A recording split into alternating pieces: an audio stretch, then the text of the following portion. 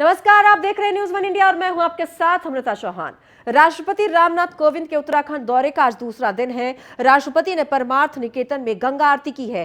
राष्ट्रपति पहले भी आना चाहते थे यहां, लेकिन कोविड महामारी के कारण नहीं आ सके। तो आपको बता दें, उत्तराखंड के 2 दिन के दौरे पर है राष्ट्रपति और राष्ट्रपति ने परमार्थ निकेतन में गंगा आरती की। ये तस्वीरें गंगा आरती की है जब वो गंगा आरती कर रहे थे। राष्ट्रपति रामनाथ कोविंद ने अपने परिवार के साथ आरती की।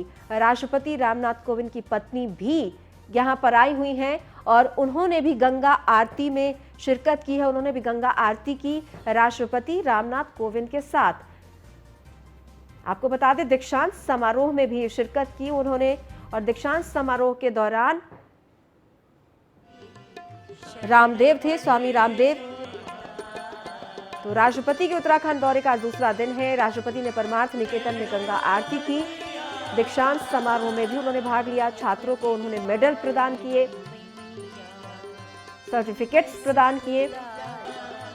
सीएम धामी भी दीक्षांत समारोह में पहुंचे थे। उन्होंने कहा कि इतिहास रचेगा भारत योग के क्षेत्र में और नए आयाम छुएगा।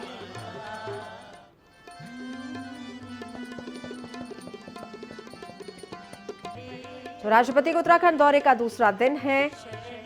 पहले दिन उन्होंने गंगा आरती में भाग लिया, दीक्षांत समारोह में भाग लिया। आज दूसरा दिन है। आपको बता दें कि राष्ट्रपति पहले भी यहां पर आना चाहते थे, लेकिन कोविड प्रोटोकॉल की वजह से वो यहां नहीं आ सके और कल ही वो यहां पर पहुंचे हैं। ये जो तस्वीरें हम आपको दिखा रहे हैं, ऋषिकेश की तस्वीर है जहां पर उन्होंने परमार्थ निकेतन में गंगा आरती की। इस दौरान उनकी पत्नी भी उनके साथ मौजूद रही। दोनों ने मिलकर ये आरती की। ये तस्वीरें भी हम आपको दिखा रहे हैं, परमार्थ की ये तस्वीरें जहां पर गंगा आरती की गई थी। भजन भी इस दौरान किया गया। गंगा आरती के साथ साथ भजन संध्या जिसमें उन्होंने शिरकत की अपनी पत्नी के साथ। और इसके अलावा उन्होंने दीक्षांत समारोह में भी छात्रों को मेडल दिए। तो पतंजलि विश्वविद्यालय में दीक्षांत समारोह का कार्यक्रम था और पतंजलि पहुंचे हुए थे। इस दौरान योग गुरु बाबा रामदेव भी थे। योग गुरु ने कहा कि पहले जिस तरह से शिक्षा दी जाती थी, उसी तरह से अब शिक्षा दी जाएगी और इतिहास रचेगा शिक्षा के क्षेत्र में पतंजलि।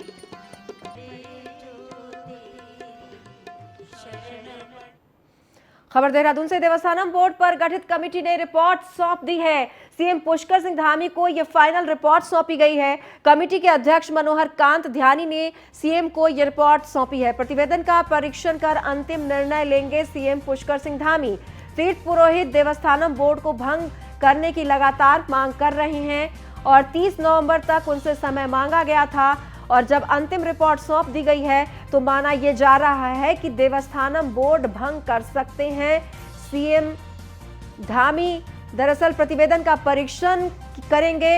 ये जो रिपोर्ट सौंपी गई है उसके बाद अंतिम मुहर लगेगी फैसले पर। तो तीर्थ पुरोहित लगातार ये मांग कर रहे हैं कि जो देवस्थानम बोर्ड है उसको भंग कीजिए और पहले की जो व्यवस्था थी वो पहले की व्यवस्था फिर से बहाल की जाए। और लगातार इसी के लिए जो पुरोहित हैं, वो हकूकधारी हैं, वो इसकी मांग कर रहे हैं।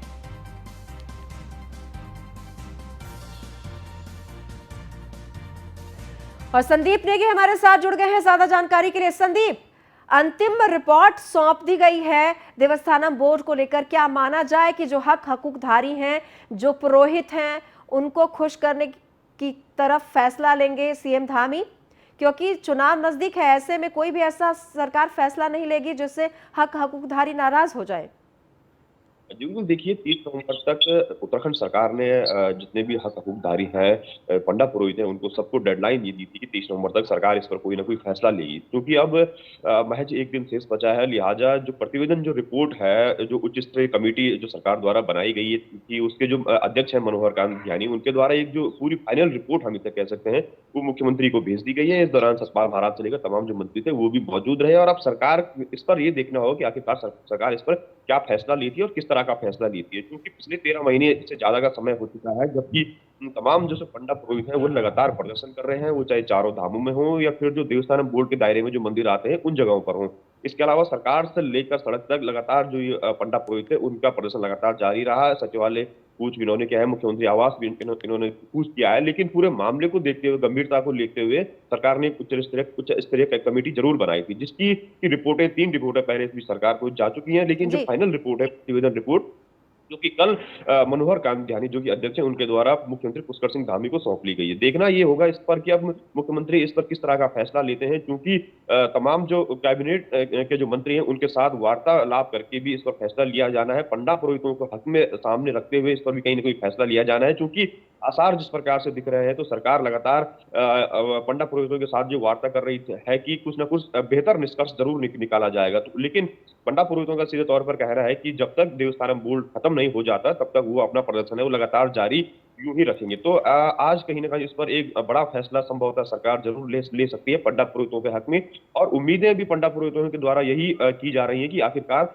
इतने लंबे संघर्ष के बाद उन पर फैसला जरूर लिया जाना चाहिए, क्योंकि अगले एक डेढ़ महीने बाद आचार संहिता प्रदेश में लग जानी है, तो किसी प्रकार का फैसला सुनिश्चित नहीं हो पाएगा, क्योंकि अब समय कम बचा हुआ है। लिहाजा 30 नवंबर तक की डेडलाइन जो सरकार ने भी खुद अपनी ओर से रखी थी कि वो 30 नवंबर तक जरूर कुछ ना कुछ फैसला लेंगे, लेकिन जिस तरह से अब जो ये फाइनल रिपोर्ट उच्च स्तरीय कमेटी के द्वारा सरकार को भेजी गई है, तो उसमें ये तमाम बातें देखने लायक होंगी कि आखिरकार किन मसलों पर समझौता हुआ है या फिर पूरी रूप से ही इस बोर्ड को भंग कर दिया जाए। जी संदीप, डेडलाइन कल ही खत्म हो रहा है, क्या मान लिया जाए कि आज बड़ा फैसला लिया जा सकता है और देवस्थानम बोर्ड भंग किया जा सकता है? जी बिल्कुल, देखिए क्योंकि लगातार 30 नवंबर से पहले तक की अगर बात करें तो इसी वजह से जो पंडा पुरोहित हैं वो लगातार प्रदर्शन कर रहे थे और सरकार भी उनकी मांग को गंभीरता से ले रही थी। तो लेकिन सबसे बड़ा सवाल ये कल जो प्रतिवेदन रिपोर्ट है वो कमेटी द्वारा सरकार को भेजी गई है, तो इस पर संभवतः आज बड़ा फैसला जरूर हो सकता है, क्योंकि मुख्यमंत्री पुष्कर सिंह धामी दोपहर तक देहरादून नहीं है, हालांकि उनका प्रदेश से बाहर का जिले से बाहर का भी दौरा है, तो लिहाजा इस पर कहीं ना कहीं बैठक जरूर आज हो सकती है, क्योंकि सारे जो पंडा पुरोहित के समाज के जो लोग हैं वो पिछले कई दिनों से लगातार देहरादून में ही डटे हुए हैं, क्योंकि लगातार सचिवालय कूच भी रहा था, मुख्यमंत्री आवास कूच भी उनका रहा है। तो ऐसे में आज भी फिर एक बड़ी प्लानिंग के तहत ये सभी जो पंडा पुरोहित हैं वो एकत्र हैं। संभवतः ये भी मान लिया जाएगा, क्योंकि कल जिस तरह से फाइनल रिपोर्ट गई है तो आज इस पर मुहर जरूर लग सकती है। लिहाजा संदीप, ये पंडा पुरोहितों को भी आज और इसकी कल जानकारी है कि अंतिम रिपोर्ट सरकार के पास पहुंच गई है, उनकी तरफ से कोई बयान आया है? बिल्कुल, देखिए अभी उनकी ओर से जिस प्रकार लगातार पिछले दिनों से उनकी ओर से बयान आ रहे हैं, उनका सीधे तौर पर ये कहना है कि कहीं न कहीं जो सरकार को ये ज़रूर हमारे पक्ष में निर्णय लेना चाहिए, क्योंकि केंद्र सरकार ने कई अपने जो जो फैसले हैं, उन पर भी निर्णय लिया है। तो ऐसे में राज्य सरकार के पास जब ये पूरा फैसला उनके हाथ में है, तो कहीं न कहीं ये निर्णय ज़रूर लिया जाना चाहिए, जिससे कि पंडा पुरोहितों के हक-हकूक हैं, वो बिल्कुल यथावत रहे और मंदिर को इन दायरों से मुक्त कर दिया जाए। तो इस पर कहीं लगा उनके सिर्फ़ एक ही बयान उनका हर समय रहता है कि सरकार को आखिरकार जो ये पूरा ये बोर्ड है, ये खत्म कर देना चाहिए और उनके हक-हकूक है वो यथावत बने रहने चाहिए। तो इसी पर कहीं न कहीं आज सरकार ज़रूर एक मुहर लगा सकती है, जिस प्रकार से जी। उनकी जो प्रतिवेदन रिपोर्ट की जी। जो फाइनल कॉपी है, वो सरकार के पास पहुँच गई है और इस पर जो कैबिनेट मंत्री सतपाल महाराज हैं, पर्यटन मंत्री इस वक्त प्रदेश में वही हैं, तो और भी जो तमाम मंत्री हैं, उनके साथ खासी मुलाकात कर और देवस्थानम बोर्ड के जो सीईओ से लेकर जो तमाम अधिकारी हैं, उनके साथ वार्तालाप करके इस पर आज जी, फाइनल रिपोर्ट बहुत बहुत धन्यवाद संदीप इस तमाम जानकारी के लिए। बढ़ते हैं आगे, देहरादून से इस वक्त की बड़ी खबर, वीआईपी ड्यूटी पर आए 7 पुलिसकर्मी कोविड संक्रमित हैं। शनिवार को वीआईपी ड्यूटी से पहले परमार्थ निकेतन आश्रम में शामौली, उत्तरकाशी, रुद्रप्रयाग, देहरादून, टिहरी और पौड़ी के 250 पुलिसकर्मियों की कोरोना की जांच कराई गई थी। रविवार सुबह इनमें 7 पुलिसकर्मी कोरोना संक्रमित मिले हैं। इनमें से किसी ने ड्यूटी नहीं की थी। आपको बता दें, एक और बड़ी खबर कोरोना से जुड़ी हुई, वीआईपी ड्यूटी पर आए 7 पुलिसकर्मी कोरोना संक्रमित पाए गए हैं। टनकपुर पहुंचे आप प्रभारी दिनेश मोहनिया। आपके विजय शंखनाथ रैली में वो शामिल हुए। बीजेपी और कांग्रेस पर उन्होंने इस दौरान जमकर हमला भी बोला। 21 सालों से दोनों पार्टियों ने जनता को लूटा है, ये तमाम आरोप उन्होंने लगाए। दरअसल आपके प्रभारी हैं दिनेश मोहनिया। उन्होंने कहा कि 21 साल की बदहाली का हिसाब जनता लेगी। साथ ही उन्होंने कहा कि महंगाई से आम आदमी का जीना मुश्किल है और दिल्ली की तर्ज पर फ्री बिजली, पानी, स्वास्थ्य सुविधा हम देंगे। साथ ही उन्होंने उत्तराखंड को देश की आध्यात्मिक राजधानी भी बनाने की बात कही।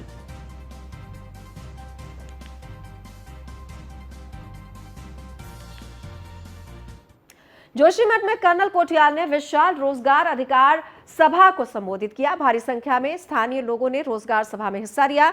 उन्होंने कहा कि हमारी सरकार बनते ही हर घोषणा होगी पूरी। हम सब मिलकर उत्तराखंड का नव निर्माण करेंगे। तो ये तमाम वादे किए कर्नल कोठियाल ने। उन्होंने कहा कि जनता चाहती है कि बेहतर विकल्प हो, इसलिए पूर्ण बहुमत के साथ सरकार बनाएंगे।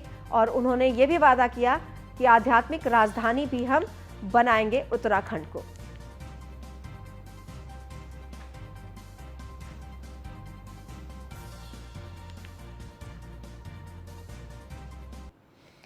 देहरादून में बीजेपी की राष्ट्रीय महामंत्री दीप्ति रावत ने प्रेस कॉन्फ्रेंस की और कांग्रेस पर जमकर निशाना साधा। दीप्ति रावत ने कहा कि कांग्रेस सिर्फ बयानबाजी कर रही है। उत्तर प्रदेश में 40% टिकट महिलाओं को देने का दावा करने वाली कांग्रेस उत्तराखंड पर निर्णय नहीं ले पा रही है। उनका कहना है कि कांग्रेस के पूर्व अध्यक्ष किशोर उपाध्याय और मौजूदा अध्यक्ष गणेश गोदियाल के बयानों में अंतर है, इसलिए अब जनता कांग्रेस को समझ चुकी है और आगामी चुनाव में इन्हें सबक सिखाएगी।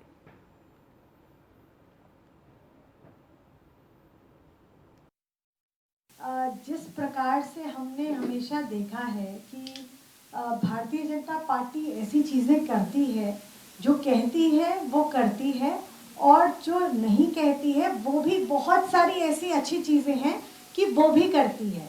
लेकिन दूसरी तरफ एक ऐसी पार्टी है कांग्रेस पार्टी कि जिसका हमेशा हर जगह दोहरा चरित्र हम लोगों ने देखा है। डबल स्टैंडर्ड्स उन लोगों के हमने देखे हैं कि किस प्रकार से उनके नेता या उनकी पार्टी में आपस में ही कोई सामंजस्य। रुद्रप्रयाग में महिला पतंजलि की ओर से जिले के दुर्गाधार में रामलीला का आयोजन किया जा रहा है। इनकी खास बात यह है कि रामलीला में रामायण के सभी पात्रों की भूमिका महिलाएं निभा रही हैं। रामलीला देखने के लिए दूर दराज क्षेत्रों से भारी संख्या में लोग पहुंच रहे हैं। आपको बता दें, श्री केदार बद्री श्रम समिति की तरफ से महिला पतंजलि की ओर से रामलीला का आयोजन किया जा रहा है। यह आयोजन हर दिन दोपहर 1 से 4 बजे तक किया जा रहा है। तल्ला नागपुर क्षेत्र में पहली बार महिला रामलीला आयोजित हो रही है।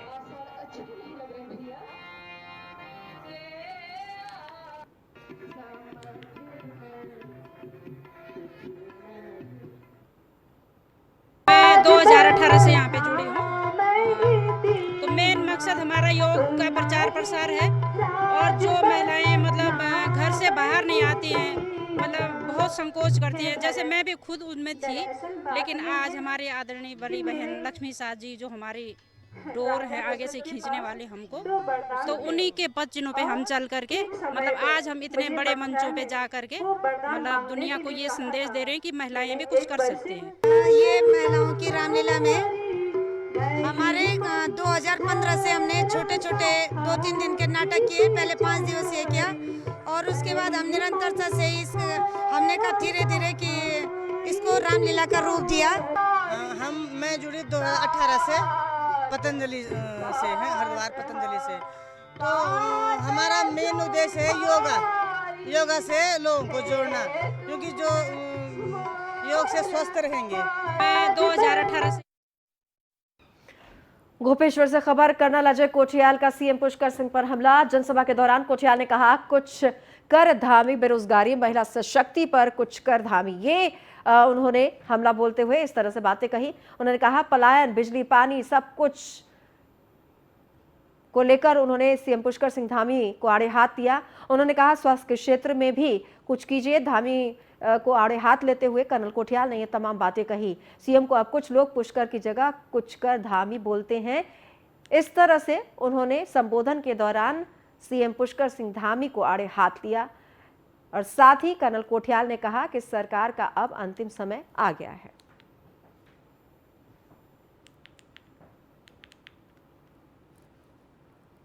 आगामी विधानसभा चुनाव फतेह करने के लिए बीजेपी अब की बार 60 पार का लक्ष्य पूरा करने में जुटी है। दिल्ली में मुख्यमंत्री धामी की मौजूदगी में बैठक हुई। बीजेपी के राष्ट्रीय अध्यक्ष जेपी नड्डा और राष्ट्रीय महामंत्री संगठन बीएल संतोष ने भी बैठक में हिस्सा लिया। साथ ही विधानसभा चुनाव को लेकर मंथन भी किया गया। इस बैठक में यह चुनावी मंथन जेपी नड्डा के आवास पर करीब 2 घंटे तक चला। माना जा रहा है कि राष्ट्रीय नेतृत्व ने चुनाव की रणनीति समेत कई अन्य महत्वपूर्ण मुद्दों पर मुख्यमंत्री से फीडबैक भी लिया। इसके अलावा 4 दिसंबर को देहरादून में होने वाली प्रधानमंत्री की रैली के संबंध में विचार विमर्श भी किया गया।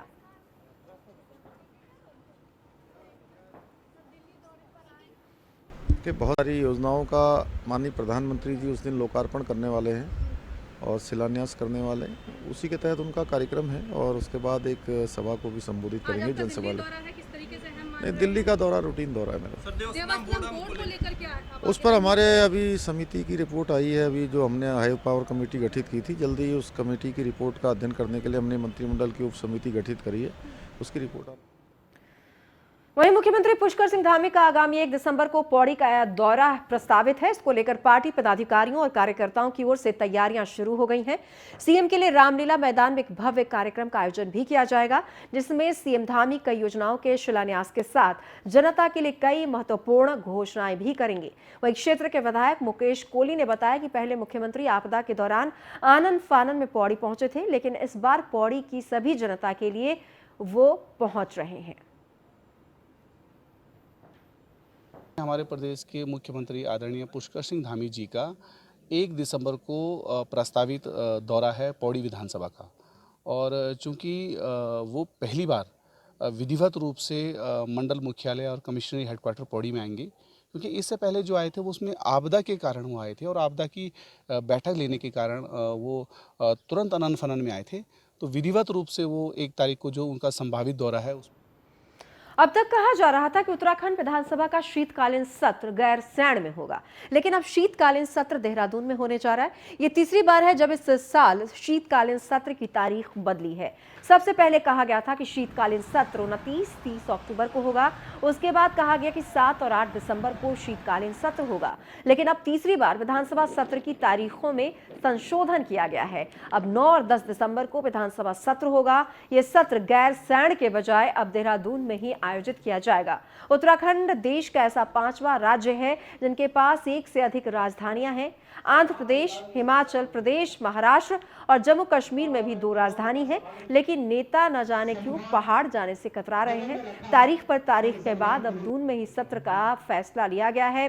कैबिनेट मंत्री और प्रवक्ता सुबोध उनियाल कहते हैं कि यह सर्वदलीय फैसला है, लेकिन नेता प्रतिपक्ष इस मसले पर सरकार की खिंचाई करते हुए नजर आते हैं।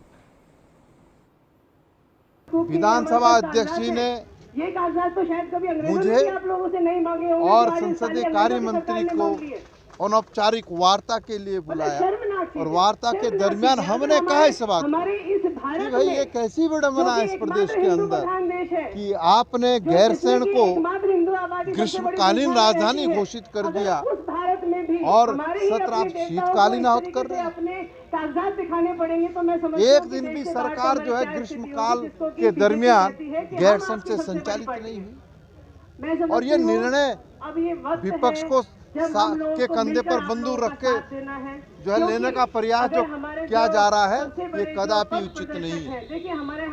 सरकार और विधानसभा अध्यक्ष जहां चाहे वहां पर जो है अगर सत्र शीतकालीन सत्र आहूत करेंगे, कांग्रेस का एक विधायक वहां उपस्थित रहेगा। भले ही राजनीतिक दल समय समय पर अपनी प्रतिबद्धता दिखाते हों, लेकिन गैरसैंण के मसले पर न जाने क्यों सुविधा और विधानसभा में उनकी अपनी सक्रियता के चलते गैरसैंण हाशिए पर आ जा सकता है। एक बार फिर शीतकालीन विधानसभा सत्र में बदली तारीख और स्थान ने इस बात को साबित किया है। कैमरामैन राजन बड़ोला के साथ सुदीप जैन, न्यूज़ 1 इंडिया।